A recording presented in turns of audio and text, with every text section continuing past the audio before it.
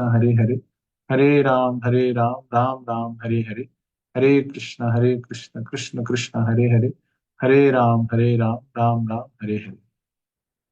सो आप सभी का स्वागत है। आज हम भगवत गीता के दूसरे अध्याय के सारांश पर चर्चा करेंगे।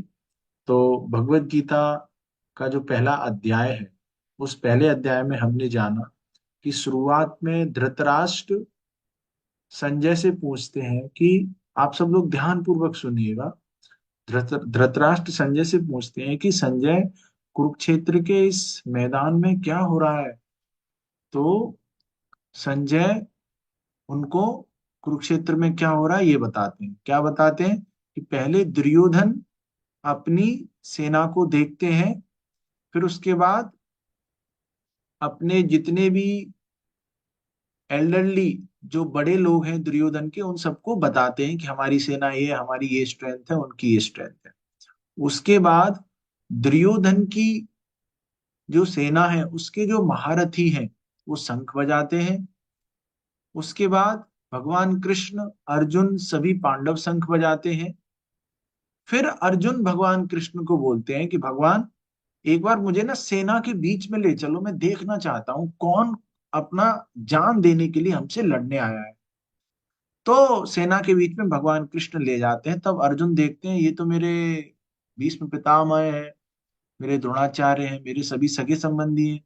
इनको मारेंगे हम, मारने के बाद फिर हम एंजॉय करेंगे जीत के, सबका खून खराबा करके।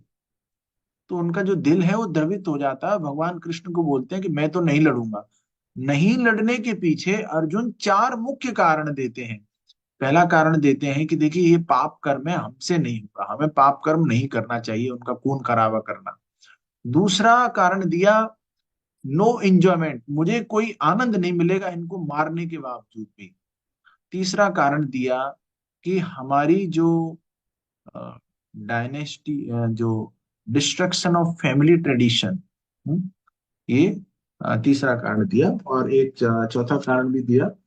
एक, आपको पता-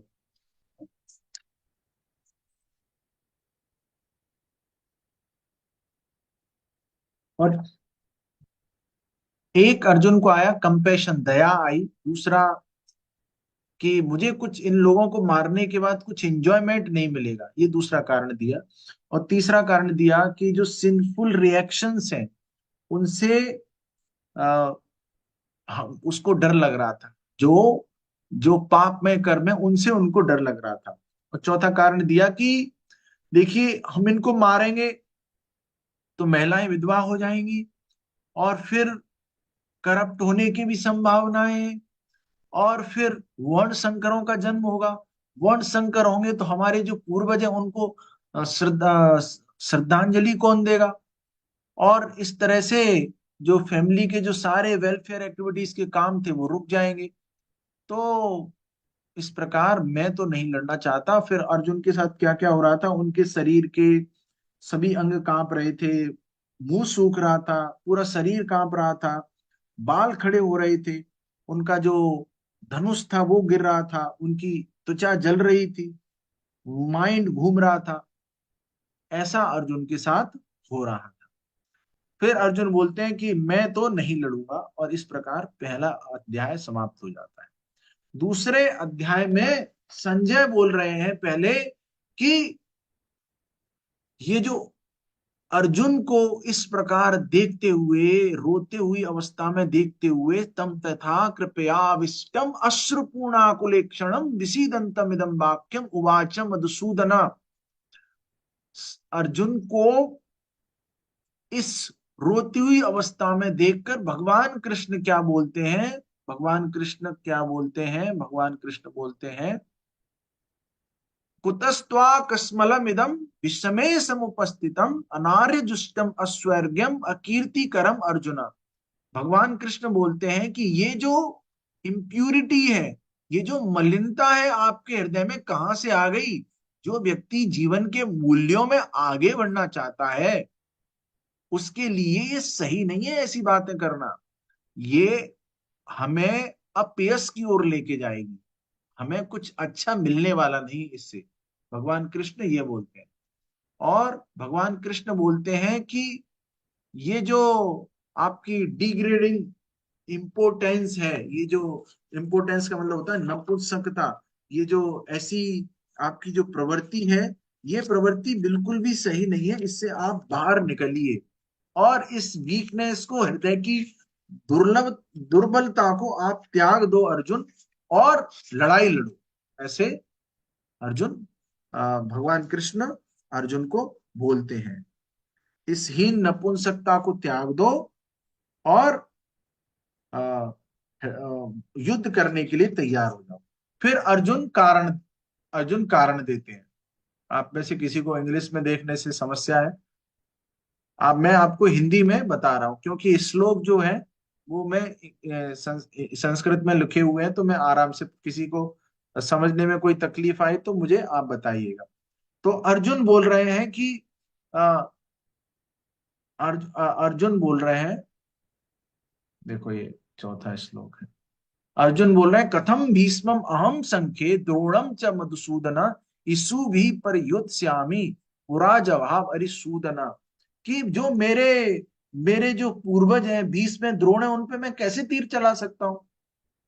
और अर्जुन बोल रहे हैं कि देखिए, गुरुओं को मारूंगा, गुरुओं को, मेरे गुरुजनों को, पितामह, इनको मारूंगा, इससे बढ़िया तो भीख मांग के रह लो, और उनको मारेंगे तो हमें कितना पाप लगेगा। ऐसे अर्जुन अपने विचार व्यक्त कर रहे हैं।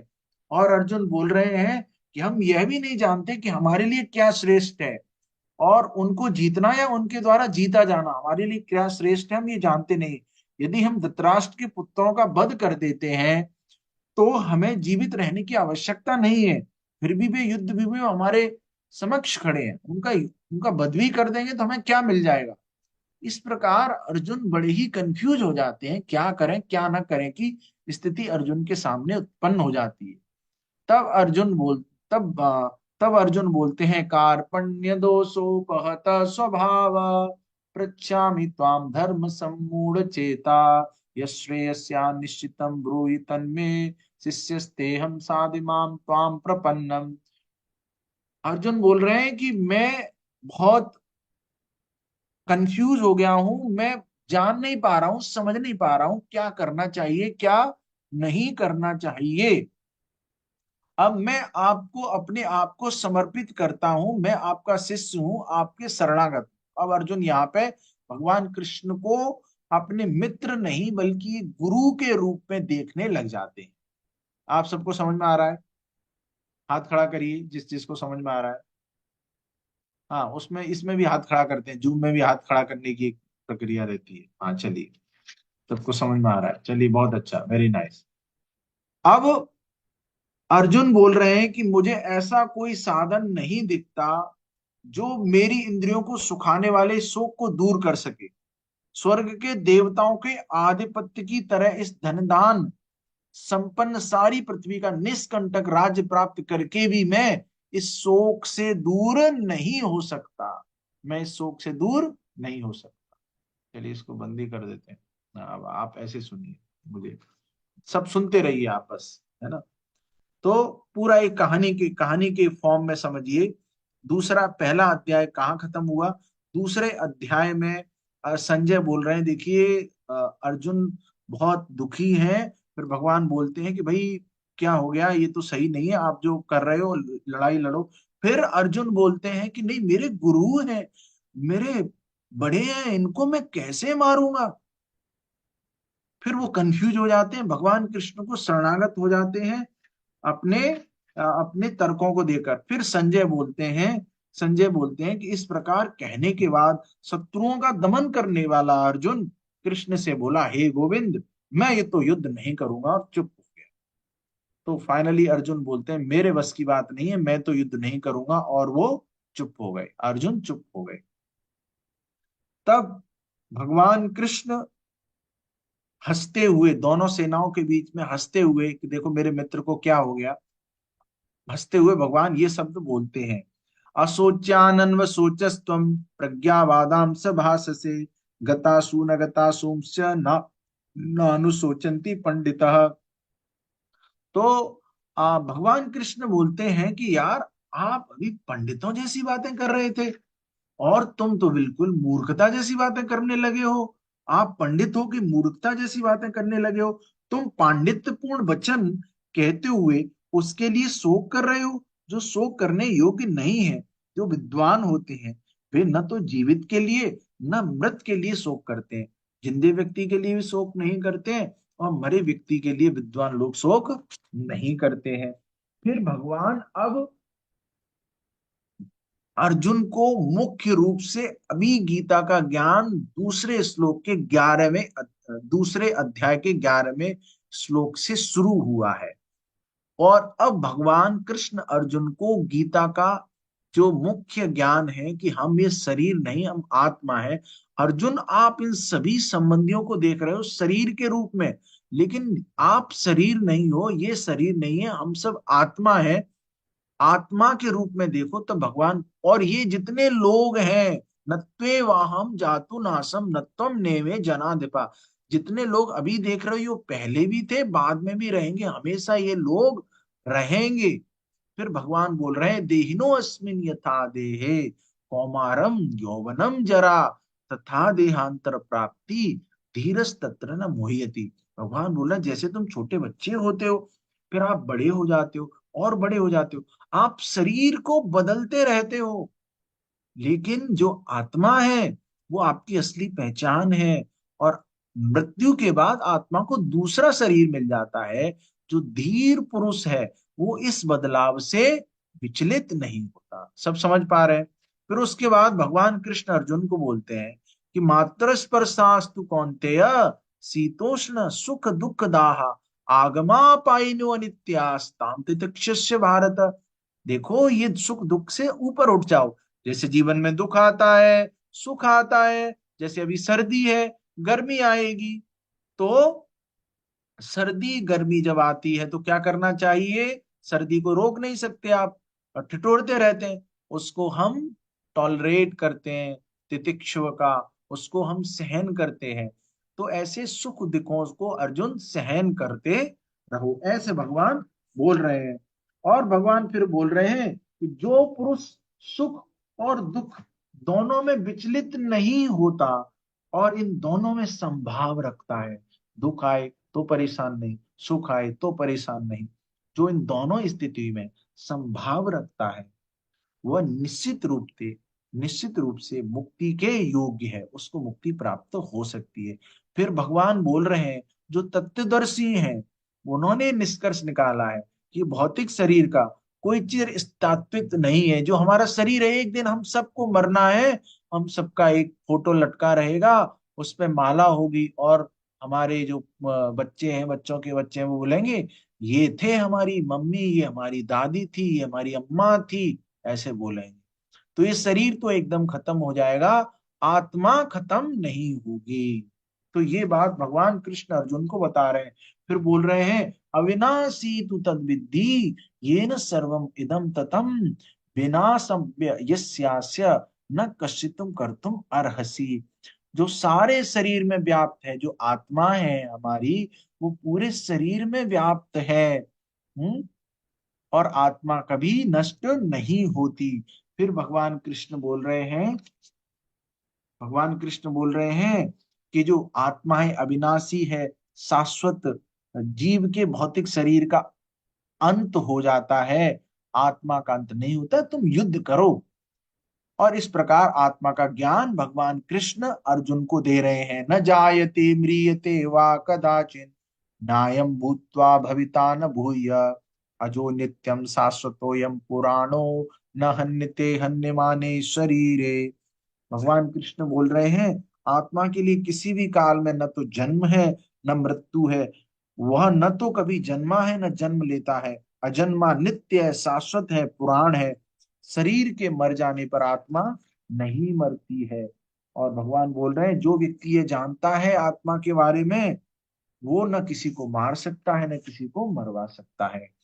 जैसे हम कपड़े पहनते हैं, अभी हमने कुछ और कपड़ा पहना है, कल और कपड़ा, कपड़े बदलते रहते हैं, ऐसी आत्मा हमारी असली पहचान है। और जो शरीर रूपी कपड़ा है, इसको हम बदलते रहते हैं। वासांसि जीर्णानि यथा विहाय नवानि गृह्णाति नरोपराणि तथा शरीराणि विहाय जीर्णानि अन्यानि सम्याति नवानि देहि। नए नए कपड़े बदलते रहते हैं, ऐसे आत्मा कपड़े, शरीर रूपी कपड़े बदलते रहती है। ये आपने सुना होगा, नैनम छिंदन्ति शस्त्राणि नैनम दहति पावक न चैनम क्लेदयन्त्यापो न शोषयति मारुतः। यह आत्मा न तो किसी शस्त्र से न अस्त्र से खंड खंड की जा सकती है, ना तो इसे अग्नि से जलाया जा सकता है, न जल द्वारा इसे भिगोया या वायु द्वारा इसको सुखाया जा सकता है। ये आत्मा का स्वभाव है। और आत्मा का क्या स्वभाव है? ये कल्पनीय है, अव्यक्त है। शरीर के मरने पर तुम्हें शोक नहीं करना चाहिए। और भगवान बोल रहे हैं देखो आत्मा के बारे में, जिसने जन्म लिया देखो उसको तो मरना है, मृत्यु निश्चित है, मृत्यु के बाद पुनर्जन्म होता है। तो तुम बिना किसी सोचे समझे अपने कर्तव्य का पालन करो और लड़ाई करो। और भगवान बोल रहे हैं कि जो आत्मा है, एक बड़ा सा हाथी होता है उसमें भी एक आत्मा है, एक छोटी सी चींटी उसमें भी आत्मा है। तो आत्मा वो कोई आश्चर्य से देखता है, कोई इसको आश्चर्य बताता है। तो इस प्रकार आत्मा के बारे में अलग अलग बातें लोग बोलते हैं। हम्म तो अब भगवान ने अर्जुन को ये ज्ञान दिया है कि आप शरीर नहीं हो, आप आत्मा हो। अब भगवान अर्जुन को ये ज्ञान दे रहे हैं कि देखो आप क्षत्रिय हो, क्षत्रिय का काम है लड़ाई लड़ना, इसलिए आप लड़ाई लड़ो। हम्म क्षत्रिय होने के नाते अपने विशिष्ट धर्म का विचार करते हुए तुम्हें जानना चाहिए कि धर्म के लिए युद्ध करने से बढ़कर तुम्हारे लिए अन्य कोई कार्य नहीं है। अतः तुम्हें संकोच करने की कोई आवश्यकता नहीं है, आपको संकोच नहीं करना चाहिए। फिर भगवान बोल रहे हैं क्षत्रिय सुखी हैं, युद्ध के अवसर पर यदि आप मारे जाते हो तो स्वर्ग के द्वार पे जाओगे, क्योंकि आपने अपनी ड्यूटी की है। और तुम लड़ाई नहीं करोगे, भागोगे, तो लोग तुम्हारा खिल्ली उड़ाएंगे, तुम्हारा जो यश है उसको खो बैठोगे। और ये अपयश होना, अपमान होना मृत्यु से भी भयंकर माना जाता है। फिर भगवान बोल रहे हैं कि जिन जिन महान योद्धाओं ने तुम्हारे नाम तथा यश को सम्मान दिया है, वे सोचेंगे, क्या सोचेंगे आपके लिए, कि डर के मारे ये तो युद्ध भूमि छोड़ के भाग गया। तो इस और तुम्हें तुच्छ मानेंगे, वो तुच्छ व्यक्ति मानेंगे ये लोग। फिर भगवान बोल रहे हैं कि तुम्हारे शत्रु अनेक प्रकार के कटु शब्दों का तुम्हारा वर्णन करेंगे और तुम्हारी सामर्थ्य का उपहास उड़ाएंगे, तुम्हारा उपहास उड़ाएंगे। तो भगवान अलग अलग तरह से अर्जुन को समझा रहे हैं। अर्जुन को बोल रहे हैं युद्ध करो, क्योंकि ये भगवान की योजना थी, युद्ध होना चाहिए। पहले अर्जुन ने, भगवान ने आत्मा के बारे में बताया, अब उनके क्षत्रिय धर्म के बारे में बता रहे हैं। हम्म? फिर भगवान बोल रहे हैं हे कुंती पुत्र, यदि तुम युद्ध में मारे जाओगे तो स्वर्ग को प्राप्त करोगे, यदि तुम जीत जाओगे तो पृथ्वी के साम्राज्य का भोग करोगे। इसलिए दृढ़ संकल्प लेके आप खड़े हो जाओ और युद्ध करो। तो तरह तरह से भगवान अर्जुन को बोल रहे हैं कि भैया आप युद्ध करो, युद्ध करके आपको बड़ा ही लाभ मिलने वाला है। और भगवान बोल रहे हैं देखो, सुख सुख दुखे समे कृत्वा लाभा लाभो जया जयो ततो युद्धाय युज्यस्व नेवं पापमवाप्स्यसि। तुम सुख तथा दुख, हानि या लाभ, व्यक्ति सोचता ना अरे मुझे लाभ होगा तभी, मुझे लाभ होगा तभी गीता क्लास में आऊंगा, व्यक्ति ऐसे सोचता है। सुख दुख हानि लाभ विजय पराजय का विचार किए बिना युद्ध करो। मैं कह रहा हूं ना तुम युद्ध करो, मान ही नहीं रहा है अर्जुन। ऐसा करने पर तुमको पाप नहीं लगेगा। तुम भाई अपना अपना काम करो, तुम दिमाग क्यों लगा रहे हो? भगवान उनको बोल रहे हैं, समझा रहे हैं अर्जुन को। इस प्रकार भगवान ने ये बात बता दी। अब भगवान बोल रहे हैं देखो अभी तक मैंने तुम्हें आत्मा का ज्ञान दे दिया, शरीर का ज्ञान दे दिया। मैंने तुम्हें निस्वा अब मैं तुम्हें ना निष्काम भाव से कर्म करने के ज्ञान के बारे में बता रहा हूं। ऐसे ज्ञान से कर्म करोगे तो तुम कर्मों के बंधन से अपने आप को मुक्त कर लोगे। निष्काम भाव भाव से कर्म करने का मतलब है भगवान के आनंद के लिए कर्म करना। ऐसा नहीं कि मुझे 1 लाख मिलेगा तभी मैं काम करूंगा, तभी ये करूंगा, वैसे नहीं होना चाहिए, है ना। तो अब भगवान उनको ज्ञान दे रहे हैं बुद्धि योग का, कि देखो मेरी बात को मानोगे, इस प्रक्रिया में आगे बढ़ोगे, थोड़ा सा भी समझोगे तो क्या होगा। नेहा विक्रम नासोस्ति प्रत्यवायो न विद्यते स्वल्पमप्यस्य धर्मस्य त्रायते महतो भयात्। इस प्रयास में आपको कोई हानि नहीं है। इस पथ पर थोड़ा सा भी आपने कदम बढ़ाया तो आप बड़े से बड़े भय से बच सकते हो। स्वल्पम अप्यस्य धर्मस्य त्रायते महतो भयात्। बड़े से बड़े भय से आप बच सकते हो। और फिर भगवान बोल रहे हैं कि आप इधर उधर दिमाग लगाओगे, इधर उधर की सोचोगे तो कुछ होने वाला नहीं है। जो इस मार्ग पर चलते हैं दृढ़ता से, व्यवसायत्मिका बुद्धि एकेह कुरु नंदन बहुशाखाय अनंताश्च बुद्धयो व्यवसायिना। जो इस मार्ग पर चलते हैं, प्रयोजन में दृढ़ रहते हैं, उनका लक्ष्य भी एक होता है। हे कुरुनंदन, जो दृढ़ प्रतिज्ञ नहीं है उसकी बुद्धि अनेक शाखाओं में विभक्त हो जाती है। तुम इधर उधर अलग अलग दिमाग लगा रहे हो, अलग अलग सोच रहे हो, ऐसी ये सही नहीं है। जो अल्पज्ञानी मनुष्य हैं वो वेदों में, है ना, अलंकारिक शब्दों के प्रति आसक्त हो जाते हैं। वेदों में स्वर्ग जाने की बात कही है, अच्छे जन्म की, अच्छे शक्ति की, अच्छे यश की बात कही है। जो अच्छे जन्म में, अच्छी इंद्रिय तृप्ति में यदि सोचेगा, वेदों में ये सब बताया गया है। किसी को सुंदर पति चाहिए, ले महादेव की आराधना करो। पैसा चाहिए, पूरे कुबेर की आराधना करे। स्वास्थ्य चाहिए, सूर्य की आराधना करे। आराधना करे, हुष्ट पुष्ट बन जाओ। फिर बुढ़ापे में फिर पाम मोमबत्ती हाथ अगरबत्ती तो कहाँ से करेंगे कृष्ण की भक्ति। फिर उसके बाद ये सब बुढ़ापे में हो जाएगा, फिर शरीर छोड़ेंगे। शरीर छोड़ेंगे फिर से अगला जन्म लेंगे। ऐसे ही चलता रहेगा तो आपकी प्रार्थना का मतलब क्या रहा? वेदों का जो आपकी इंद्रिय तृप्ति के लिए जो आपने प्रयास किया, उसका मतलब क्या रहा? कोई मतलब नहीं रहा। भगवान इसलिए बोल रहे हैं कि जो भोग में जो लिप्त हो जाता है, भोग ऐश्वर्य प्रसक्ता नाम तया प्रतचेतसा व्यवसायत्मिका बुद्धि समादो न विधीयते। जो लोग इंद्रिय भोग तथा भौतिक ऐश्वर्य के प्रति अत्यधिक आसक्त होने से, ऐसी वस्तुओं से मोहग्रस्त हो जाते हैं, उनके मनों में भगवान के प्रति भक्ति का भाव उत्पन्न नहीं होता, निश्चय उत्पन्न नहीं होता है।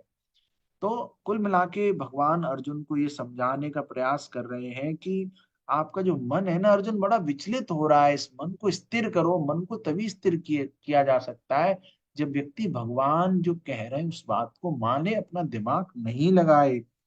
नहीं तो हम फंस जाएंगे अलग अलग तीन गुणों के चक्कर में फंस जाएंगे। वेदों में जो तीन गुणों के सुख के बारे में कहा गया है, त्रैगुण्य विषया वेदा नैस्त्रे गुण्य भवार्जना निर्द्वंद्व नित्य सत्वस्तो निर्योग क्षेम आत्मवान। वेदों में मुख्यतः प्रकृति के तीन गुणों का वर्णन किया गया है, सतोगुण, रजोगुण, तमोगुण।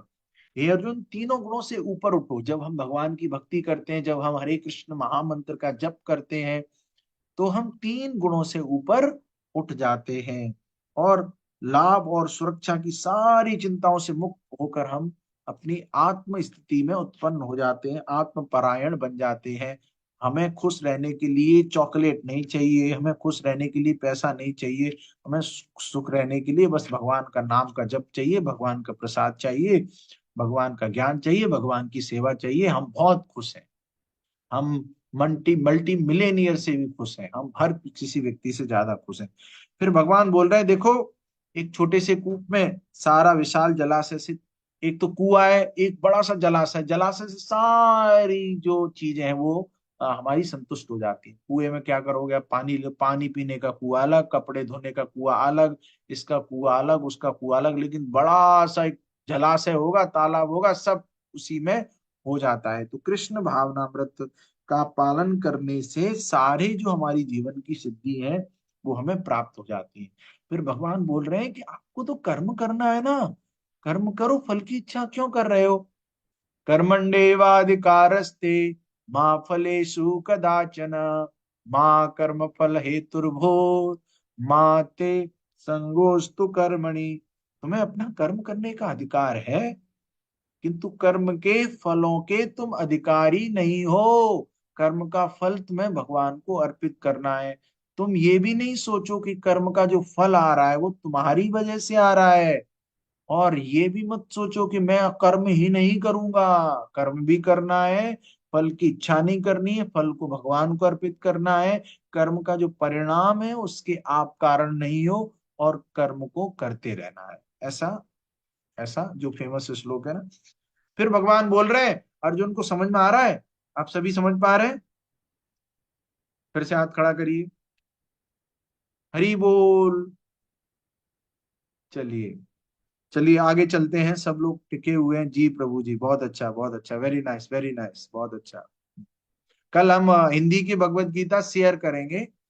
आज हिंदी की भगवत गीता की पीडीएफ नहीं थी हमारे पास।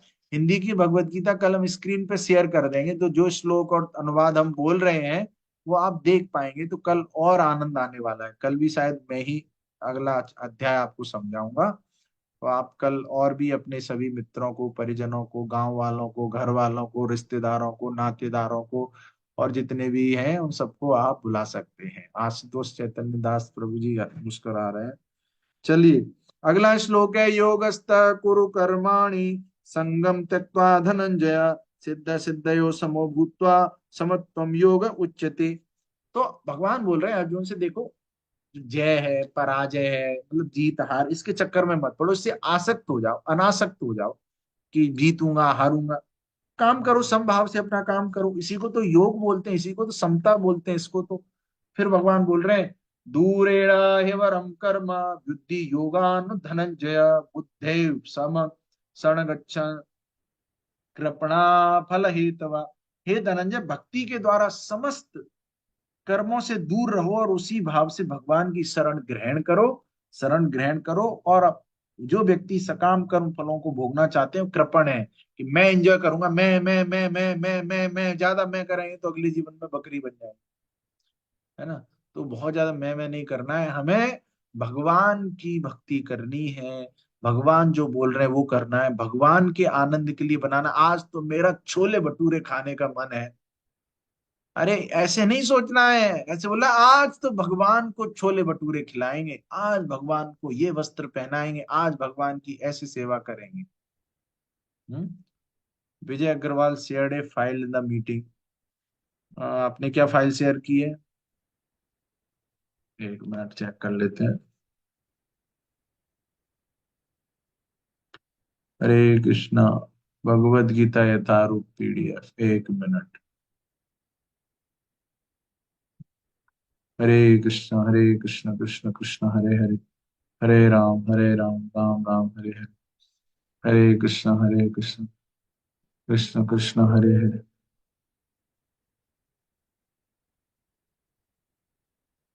कृष्ण कृष्ण हरे हरे।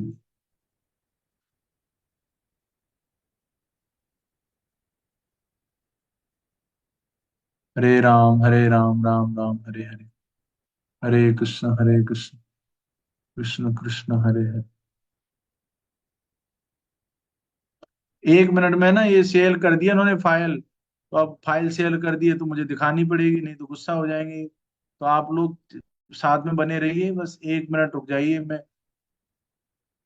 अभी आ रहा हूँ, है ना। हाँ मिल गई, सेकंड चैप्टर पे यही है।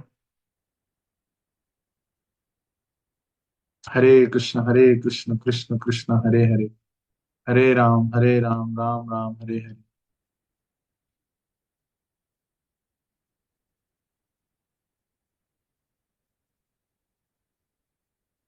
चलिए, तो अभी हम हैं। हाँ,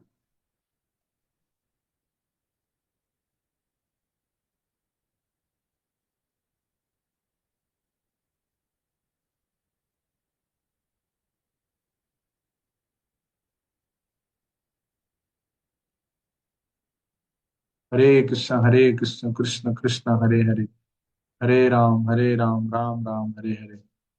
हरे कृष्ण कृष्ण कृष्ण हरे हरे। हाँ, तो भगवान अब अगले श्लोक में बोल रहे हैं कि भक्ति में संलग्न मनुष्य इस जीवन में अच्छे बुरे कर्मों से अपने आप को मुक्त कर लेता है, और योग के लिए प्रयत्न करो, क्योंकि सारा कार्य कौशल यही है। तो योग मतलब जो भगवान बोल रहे हैं, योग मतलब भगवान से जुड़ने की प्रक्रिया, ये योग होता है। कुल मिला के अर्जुन को बोल रहे हैं कि देखो जो मैं आपको बोल रहा हूं ना युद्ध करने के लिए, वो करो आप, है ना। फिर भगवान बोल रहे हैं कि इस तरह भगवत भक्ति में लगे रहकर बड़े बड़े ऋषि मुनि भक्तगण अपने आप को इस भौतिक संसार में कर्म के फलों से मुक्त कर लेते हैं। इस प्रकार वे जन्म मृत्यु के चक्र से छूट जाते हैं और भगवान के पास जाकर उस अवस्था को प्राप्त करते हैं, समस्त दुखों से परे। अभी कितने सारे दुख हैं, बच्चे बात नहीं मानते, पहले शादी नहीं हुई इसलिए दुख है, अब शादी हो गई तो लड़ाई हो रही है पति पत्नी में इसलिए दुखी है, लड़ाई लड़ाई हो रही तो बच्चे हो गए, बच्चे बच्चे बात नहीं मानते इसलिए दुख है, बच्चे स्कूल नहीं जाते, स्कूल जाके अच्छे से पढ़ाई नहीं करते, कितने सारे दुख हैं। तो दुख का जो मूल कारण है वो इस भौतिक जगत में ही होना है, दुखालय अशाश्वतम। फिर आगे भगवान बोल रहे हैं, यदा ते मोह कलिलम बुद्धिर्व्यतिरिष्यति तदा गन्तासि निर्वेदम श्रोतव्यस्य श्रुतस्य च। भगवान बोल रहे हैं कि तुम्हारी बुद्धि मोह रूपी सघन वन को पार कर ले जाएगी और तुम हम्म, इस सुने हुए और सुनने योग्य के प्रति कौन क्या बोल रहा है, इससे आप पूरी तरह मुक्त हो जाओगे, इससे आप विचलित नहीं होगे। फिर भगवान बोल रहे हैं, जब तुम्हारा मन वेदों की अलंकारमयी भाषा से विचलित ना हो और जब तुम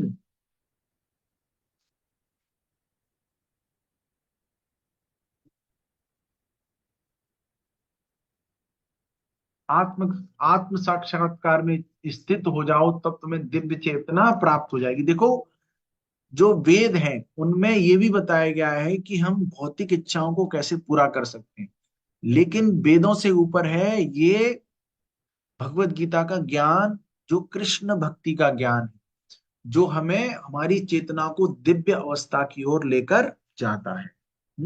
तो इस प्रकार ये भगवान समझा रहे हैं, फिर अर्जुन बोल रहे हैं। अब देखो यहाँ पे दिव्य चेतना की बात की गई है, समाधि की बात की गई है, समभाव की बात की गई है, अनासक्त रहने की बात की गई है। तो एक तरह से समाधि की बात की गई है इस श्लोक में, आप देखेंगे तो समाधि शब्द का प्रयोग आया है। समाधि, समाधि विचला बुद्धिस्तो योग।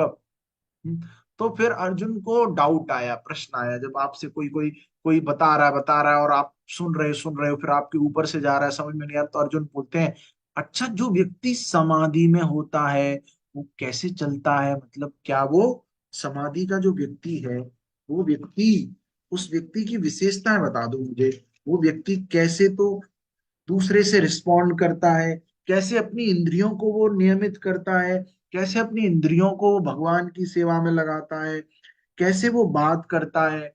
तो वो समाधि वाला व्यक्ति के बारे में मुझे बता दो। देखो अभी मैं फिर से इस दूसरे अध्याय को फिर से आपको रिवाइज कराता हूँ, फिर यहाँ तक आएंगे, फिर यहाँ से चलेंगे। सब लोग ध्यान से सुनिएगा। तो पहले अध्याय में क्या हुआ, पहले धृतराष्ट्र ने पूछा, किससे पूछा, संजय से पूछा क्या हो रहा है युद्ध में। तो संजय बोलते हैं देखो ये हो रहा है, दुर्योधन बात कर रहे हैं, दुर्योधन सबको बोल रहे हैं कि देखो ये है। पहले दुर्योधन फौज को देखते हैं, उसके बाद फिर दुर्योधन की सेना शंख बजाती है, फिर पांडवों की सेना शंख बजाती है, फिर अर्जुन देखते हैं फौज को और भगवान कृष्ण से बोलते हैं कि मुझे बीच में ले जाके खड़ा कर दो, मैं देखना चाहता हूँ। तो फिर उनको जैसे ही वो अर्जुन देखते हैं तो उनको दया आ जाती है, और उनको सिन का फियर आ जाता है, और उनको फैमिली हमारी डिस्ट्रॉय हो जाएगी, ये आ जाता है, और कंपैशन आ जाता है। तो इन तीन चार कारणों की वजह से अभी हमने समझे थे ना कारण, और उनको उनको लगता है मुझे तो कोई आनंद नहीं चाहिए इसमें। तो और उनके बाल खड़े हो जाते हैं, गांडी गिरने लग जाता है, चमड़ी बर्न हो रही है, और उनकी पूरा शरीर हिल रहा है ना, मुंह सूखा जा रहा है, ऐसा अर्जुन की स्थिति हो जाती है। तो अर्जुन फिर अंत में बोलते हैं भगवान मेरे बस की बात नहीं है, और वो रोने जैसी अवस्था में हो जाते हैं। तो फिर संजय बोलते हैं देखो अर्जुन की ऐसी स्थिति हो रही है। फिर भगवान कृष्ण बोलते हैं अरे तुम ये कैसी, ये तो अच्छी बात नहीं है तुम जो कर रहे हो। ये तो कोई जो व्यक्ति अपने जीवन के मूल्यों को जानता है वो इस तरह से तो व्यवहार नहीं करता। तब अर्जुन असली कारण बताते हैं। असली कारण ये है कि मैं, मेरे जो सगे संबंधी हैं, मेरे जो पितामह भीष्म है, मेरे जो गुरुजी हैं, उनको मैं नहीं मार सकता। अर्जुन कारण देते हैं। फिर अर्जुन, भगवान कृष्ण बोलते हैं, अरे पढ़े लिखे जैसा कोई बातें कर रहे हो, लेकिन मूर्ख बातें कर रहे हो।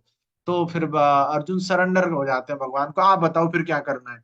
तो भगवान पहले आत्मा का ज्ञान दे देते हैं, अभी आत्मा का ज्ञान सुना था हमने। आत्मा का ज्ञान देते हैं, फिर उसके बाद भगवान बोलते हैं तुम क्षत्रिय हो, अपनी ड्यूटी करो। फिर भगवान बुद्धि योग के बारे में बताते हैं कि भाई मैं जो बोल रहा हूँ समभाव योग के बारे में, समभाव में रहो, थोड़ा सा भी इस बात में आगे बढ़ोगे तो अच्छा रहेगा, बड़े से बड़े वैसे बच जाओगे। फिर भगवान योग का, बुद्धि योग का ज्ञान देते हैं और उसमें समभाव, अनासक्ति, इससे संबंधित बातें करते हैं। फिर अर्जुन को, फिर एक एक श्लोक में समाधि के बारे में भगवान बोलते हैं। फिर अर्जुन क्वेश्चन पूछ रहे हैं कि मुझे जो उस व्यक्ति जो समाधि में, उसके बारे में बताओ। वो कैसे बातें करता है, कैसे वो दूसरों से रिस्पोंड करता है, कैसे अपने इंद्रियों को वो नियमित कंट्रोल करता है, उसके बारे में बताओ। तो यहाँ पर फिर भगवान कृष्ण अर्जुन को क्या बता रहे हैं, जो समाधि में जो व्यक्ति होता है। अब ये जो हम अभी समझने जा रहे हैं, बहुत महत्वपूर्ण विषय वस्तु है। तो भगवान बोल रहे हैं, श्री भगवान उवाच प्रजाहाति यदा कामान सर्वान् पार्थ मनोगतान आत्मनिवेत एवात्मना तुष्ट स्थित प्रज्ञ प्रदोत्र प्रदोच्यते। भगवान ने कहा, हे पार्थ, जब मनुष्य मनोधर्म से उत्पन्न होने वाली इंद्रिय तृप्ति की कामनाओं का परित्याग कर देता है तो क्या होता है, इस तरह से विशुद्ध हुआ मन आत्मा में संतोष करता है।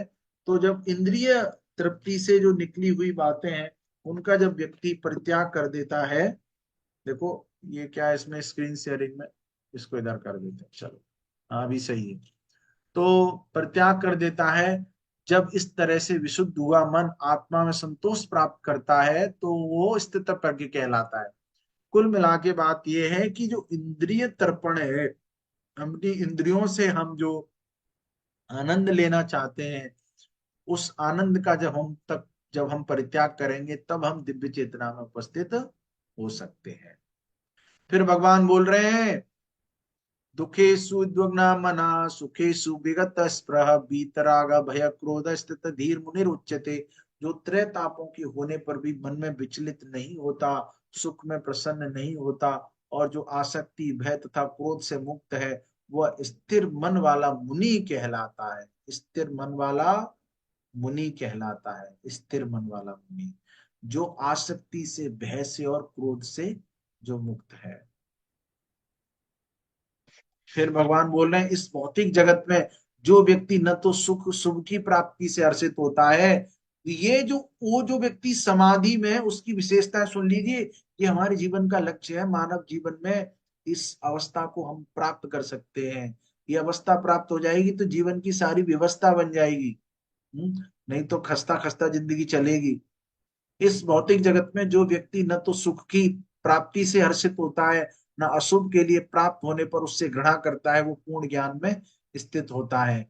फिर भगवान बोल रहे हैं कछुए का उदाहरण देकर, जिस प्रकार कछुआ अपने अंगों को संकुचित करके खोल के भीतर कर लेता है, उसी प्रकार मनुष्य अपनी इंद्रियों को, इंद्रिय विषयों को खींच लेता है, वो पूर्ण चेतना में दृढ़ता पूर्वक स्थित हो जाता है। कछुआ जैसे खींच लेता है, ऐसे ही जब इंद्रिय तर्पण के लिए हमें मौका मिले तो इंद्रियों को खींच लेना है। खींच लेने का मतलब इंद्रियों को भगवान की सेवा में लगा देना है। फिर बोल रहे हैं भगवान, ऐसे नहीं होगा, इंद्रियां नियंत्रण में ऐसे नहीं आएंगी।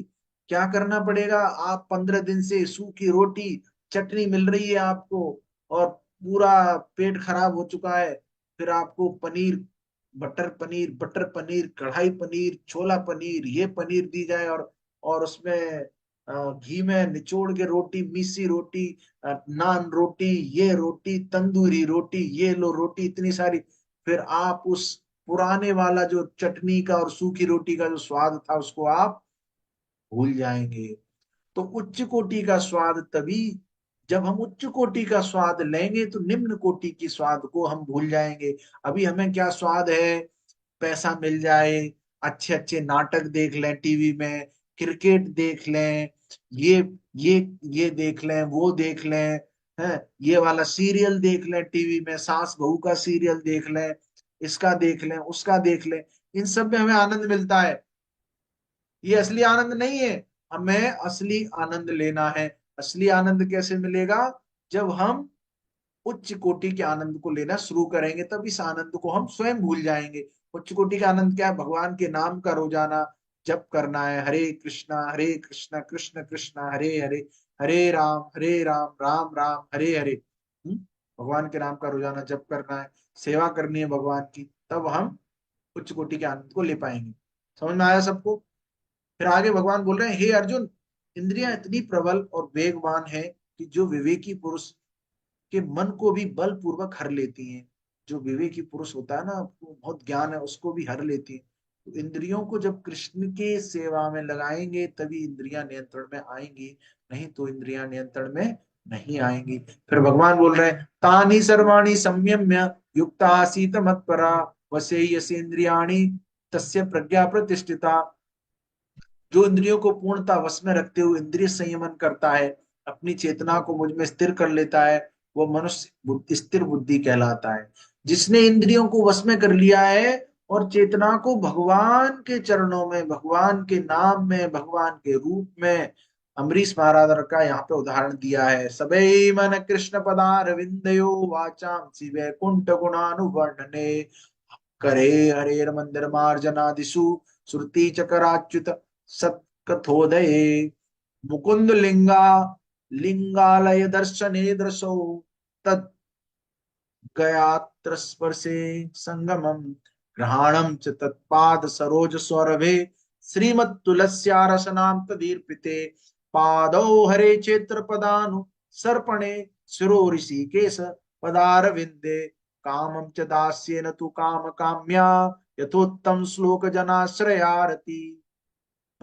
अम्बरीश महाराज के जो कान हैं भगवान के बारे में सुनने में, उनके हाथ भगवान के मंदिर को साफ करने में, उनकी आंखें भगवान के स्वरूप को देखने में, उनका जो शरीर है भगवान के भक्त को स्पर्श करने में, उनकी नाक भगवान के चरण कमलों पर फूलों की गंध को सूंघने में, उनकी जीभ तुलसी दल को आस्वादित करने में, इस तरह से उनका सिर भगवान को नमस्कार करने में, सारी इच्छाएं भगवान की इच्छाओं को पूरा करने में लगी हुई है। जब हम ऐसा करते हैं तो हम भक्त बन जाते हैं, भक्ति करने योग्य बन जाते हैं। हम्म। फिर भगवान बोल रहे हैं, यदि भगवान के चरणों में अपना ध्यान नहीं लगाया, माया में फंसे, फालतू की मूवी देखी, गंदे वीडियो देखे, इंटरनेट पे ये रील चलाई बहुत सारी, और ये किया, और फालतू की बातें सुनी, इधर उधर की बातें जो भगवान से संबंधित नहीं है, और उन बातों में ध्यान दिया, तो हम ऐसे फंसेंगे कि निकलना मुश्किल हो जाएगा। ध्यायते विषयान पुंसा संगस्तेषुपजायते संगात संजायते कामः कामा क्रोधोभिजायते।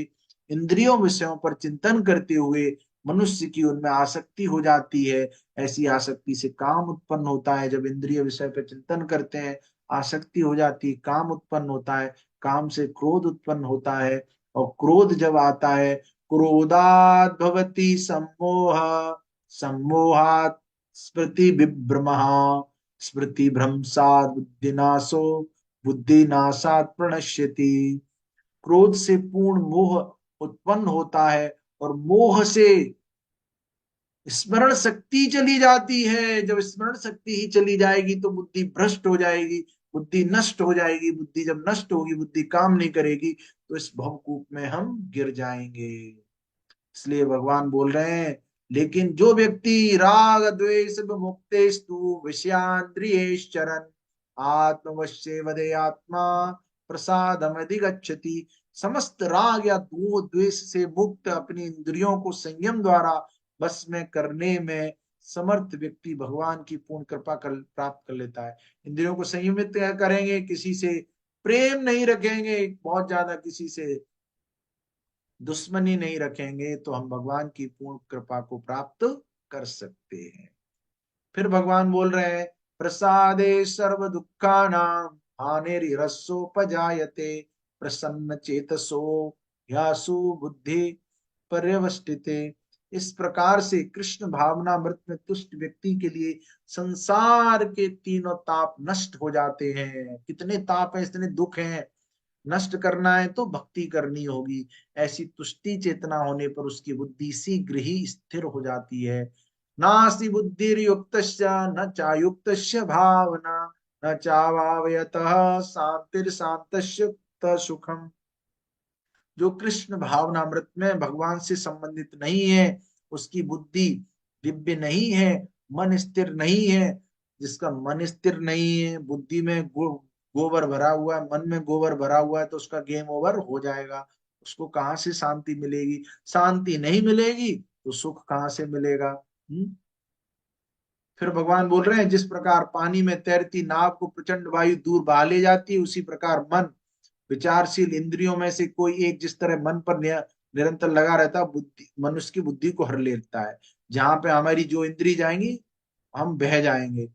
तो भगवान बोल रहे हैं, जिस प्रकार इंद्रियां अपने अपने विषयों से सब प्रकार से विरत होकर उसके वश में है, उसी की बुद्धि निसंदेह स्थिर है। इंद्रियां वश में होना बहुत जरूरी है।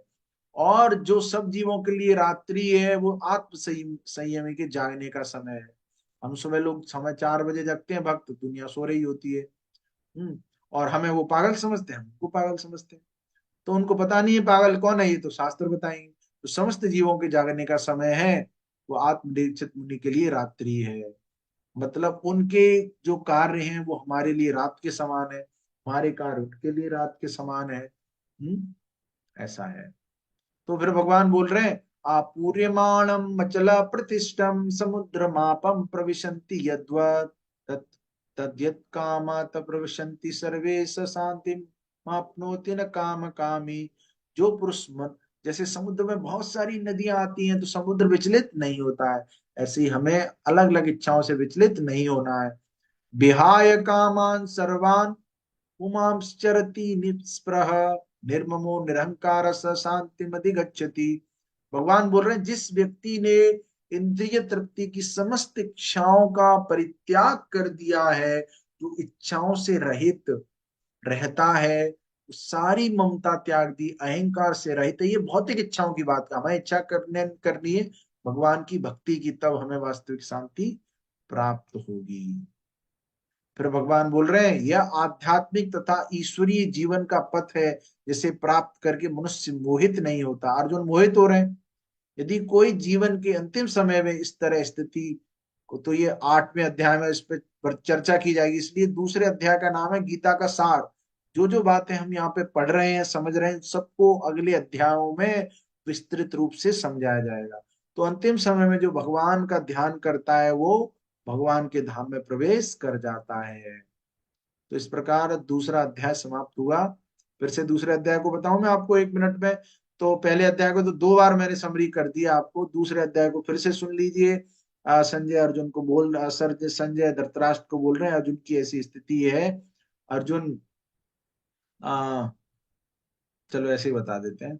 अर्जुन, चलो ऐसे ही बता देते हैं। अर्जुन की ऐसी स्थिति है कि वो लड़ना नहीं चाह रहे हैं, रोने जैसी अवस्था है। भगवान बोलते हैं, देखो इससे तो आप प्रोग्रेसिव जीवन में आगे बढ़ोगे नहीं। फिर अर्जुन असली असली कारण बताते हैं, देखो ये मेरे गुरु हैं, मेरे पितामह हैं, इनसे मैं युद्ध नहीं लड़ सकता, इससे तो बढ़िया मैं भीख मांग के खा लूं। फिर अर्जुन कंफ्यूज हो जाते हैं, भगवान को सरेंडर कर देते हैं। भगवान बोलते हैं, तुम सोच्यानन्व सोचस्तम प्रज्ञावादाम सभाष से, आप पंडितों जैसे थे और मूर्खों जैसी बातें कर रहे हो। फिर भगवान उनको आत्मा का ज्ञान देते हैं। दूसरे अध्याय के 11वें श्लोक से लेकर 30वें श्लोक तक फिर भगवान 30 श्लोक से 38 श्लोक तक कौन सा ज्ञान देते हैं कि तुम देखो क्षत्रिय जैसा काम करो। फिर 39वें श्लोक से लेकर 54वें श्लोक तक भगवान बुद्धि योग का ज्ञान देते हैं। कि योग कर्मसु कौशलम, असंभाव से रहो, संभाव से काम करो, समाधि में रहो, आसक्ति में मत रहो, समाधि में रहो। फिर अर्जुन को डाउट आ जाता है कि समाधि क्या होती है। तो फिर अर्जुन पूछते हैं कि वो समाधि वाला व्यक्ति कैसे चलता है, कैसे बोलता है, कैसे इंद्रियों को नियमित करता है। इन सभी प्रश्न जो पूछे गए हैं, इन प्रश्नों के उत्तर भगवान 55 से श्लोक से 71वें श्लोक तक देते हैं। भगवान अलग अलग तरह के उदाहरण देते हैं कि देखो, निम्न कोटि का जो स्वाद है उसको तभी छोड़ पाओगे जब उच्च कोटि के स्वाद को ग्रहण करोगे। इंद्रियों पर जब आप संयमित नहीं करोगे तो आप योग जैसी अवस्था को प्राप्त नहीं कर सकते। जैसे कछुआ है अपनी इंद्रियों को वश में कर लेता है, ऐसे हमें अपनी इंद्रियों को बस में करना है। ध्यायते विषयान पुंसाप संगस्तेषु पुजायते। यदि आप बहुत ज्यादा इंद्रियों पर कंtemplate करोगे, उस पर वो सोचोगे, तो फिर आपको क्रोध आएगा, क्रोध से काम आएगा, काम से फिर बुद्धि भ्रष्ट हो जाएगी, फिर आप मटीरियल भौतिक संसार में घिर जाओगे। तो इस तरह से भगवान पूरा उनको बता रहे हैं। तो अभी किसी का एक आध प्रश्न हो तो हम ले सकते हैं, क्योंकि अध्याय बड़ा था इसलिए 1 घंटा लगना स्वाभाविक था कम से कम। फिर भी मैंने 2x में बात की है। वो यूट्यूब पे 2x चलाते हैं, 2x डबल स्पीड। किसी का कोई प्रश्न है, कोई किसी का कमेंट है? आशुतोष जी हंस रहे हैं। हरि बोल, हरे कृष्णा। चलिए, सर्दियों का माहौल है, आप सब लोग सो जाइए समय से, सुबह मंगल आरती करिए, हरे कृष्ण मंत्र का जप करिए। कोई प्रश्न है किसी का, या फिर आप बोल नहीं सकते? अनम्यूट कर रखा है क्या आपको? सुनना है बस, बोलना नहीं है। कमेंट में बोल सकते हैं आपके प्रश्न, कमेंट में। कमेंट में कोई प्रश्न नहीं है। प्रभु जी पोयम प्लीज, एक पोयम सुनाते हैं आप, आराम से सो जाना फिर। तो इसी के अब अध्याय में मैंने बहुत सारी गीता पे पोयम लिखी। मैं एक आत्मा जो कि मुसाफिर, मानव शरीर है कश्ती, भवसागर को पार करने की टिकट नहीं है सस्ती। हम्म शरण लेगी लेनी होगी एक कुशल कप्तान की, फिर क्या टिकट भी सस्ती, पार हो जाएगी कश्ती, साथ में मस्ती मस्ती। ये आपने कई बार सुना है। और एक और पोयम मुझे निकालनी पड़ेगी। बहुत सारी पोयम है। तो चलिए, वैसे आप सो जाइए, कल आपको हम पोयम सुना देंगे, कल आप ये रिक्वेस्ट करोगे ऑन डिमांड टुमारो, है ना?